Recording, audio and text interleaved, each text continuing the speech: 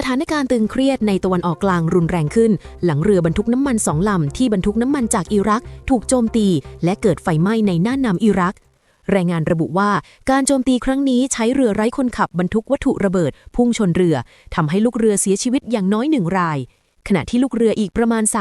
37-38 คนต้องอพยพหนีตายออกจากเรือเหตุการณ์ดังกล่าวเป็นส่วนหนึ่งของการโจมตีเรือพาณิชย์ในอ่าวเปอร์เซียและช่องแคบฮอร์มุสซึ่งเป็นเส้นทางขนส่งน้ำมันสำคัญของโลกล่าสุดมีรายงานว่าตั้งแต่ความขัดแย้งในภูมิภาคปะทุขึ้นจำนวนเรือที่ถูกโจมตีเพิ่มเป็นอย่างน้อย16 ลำแล้วนักวิเคราะห์เตือนว่าความตึงเครียดที่เพิ่มขึ้นอาจส่งผลกระทบต่อการขนส่งน้ำมันและราคาพลังงานทั่วโลกสนับสนุนโดยเงินทันใจลิสซิ่ง